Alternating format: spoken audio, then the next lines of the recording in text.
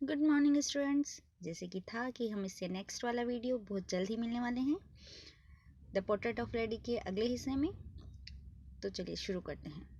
She had always been short and fat and slightly bent. वो हमेशा से ही छोटी सी, मोटी सी और झुकी हुई, हल्की सी झुकी हुई रहती थी। मतलब उनका जो एक बॉडी स्ट्रक्चर था वो था कि वो छोटी थी, थोड़ी सी मोटी थी। और हम हमारे घरों में भी देखते हैं कि एक उम्र पे कुछ लोग झुक जाते हैं, तो कि वो हल्का सा, उनके भी थोड़ा सा शरीर में झुकावपन था। Her face was a criss cross of wrinkles running from everywhere to everywhere. उनके चेहरे पर झुर्रियां, एक दूसरे को काटती हुई जो रेखाएं थी, उस तरीके से चेहरे पे हर तरफ दिखाई दे रही थी। चाहे वो सिर हो, चाहे गाल हो, चाहे आंखों के नीचे के घेरे हो, उन सब पर वो रेखाएं दिखाई दे रही थी। No, we were certain she had always been as we had known her. शायद वो ऐसी ही रही होंगी जिसको हम जानते हैं, हमेशा से ऐसे ही। Old, so terribly old that she could not have grown older. बूढ़ी, और इतनी बूढ़ी कि शायद इससे आगे वो और बूढ़ी नहीं हो सकती। And had stayed at the same age for 20 years. और ऐसा लग रहा है जैसे वो 20 सालों से उसी उम्र पर आकर ठहर गई हूँ। मैंने पहले भी कहा था, हम हमारे घरों पे जो बूढ़े बुजुर्ग हैं उनसे अपने इनको रिलेट कर सकते हैं। तो हमें कई बार ऐसा लगता है कि वो पिछले कई सालों से हमें ऐसे ही दिखाई दे रहे हैं। तो इसी तरीके से ये जो लेखक है वो भी अपनी दादी के लिए कह रहा है कि 20 सालों से मुझे अपनी दादी वैसी ही लग रही है, ना तो वो इससे ज़्यादा बूढ़ी लगी ना इससे कम।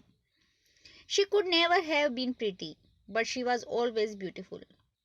वो मतलब एक बिन प्रीटी, प्रीटी का मीन यहाँ पे सुंदरता से भी अलग है कि मतलब जो एक बिना झुर्रियों वाला चेहरा, वो मतलब आकर्षण जो था वो शायद उनके कभी नहीं हो सकता। हाँ, लेकिन वो हमेशा सुंदर थी।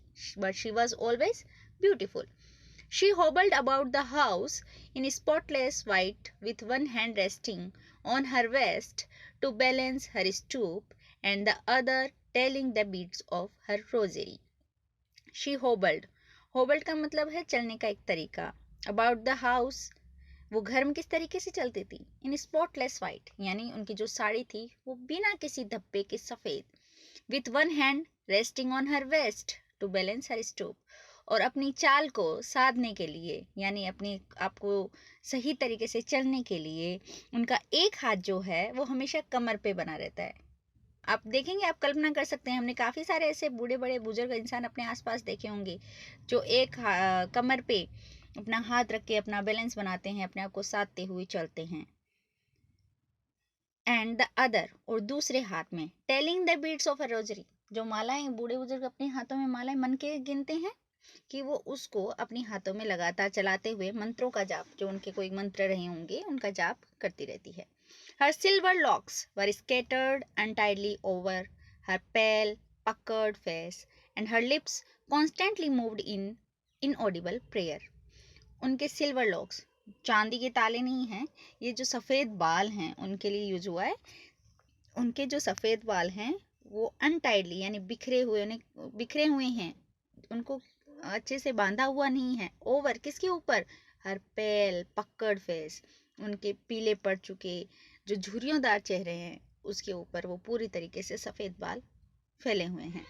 And her lips constantly moved in inaudible prayer, और उनके जो होठ हैं वो लगातार, इनऑडिबल जिसको हम सुन नहीं सकते, वो सुनाई नहीं दे रही, लेकिन उनके जो होठ हैं वो लगातार हिलते जा रहे हैं और वो प्रार्थना लगातार करती जा रही है। Yes, she was beautiful. हाँ, वो सुंदर तो थी.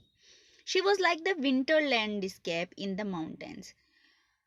वो पहाड़ियों में वो सर्द भरी जो एक धरातल होता है ना, जिसपे सफेद बर्फ की परत जम चुकी होती है, उस तरीके से थी.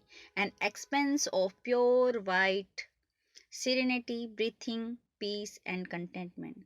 वो एक संतोष, काम, एकदम शांत जो टुकड़ा होता है. सीनरी मतलब एक ऐसा दृश्य जहां पर आपको बड़ी शांति महसूस होती है उसे देखकर, जो सांस लेते हुए मन में शांति रखती है. और कंटेनमेंट जिसके अंदर संतोष है, वो उस संतोष की मूर्त थी. कौन? लेखक की दादी.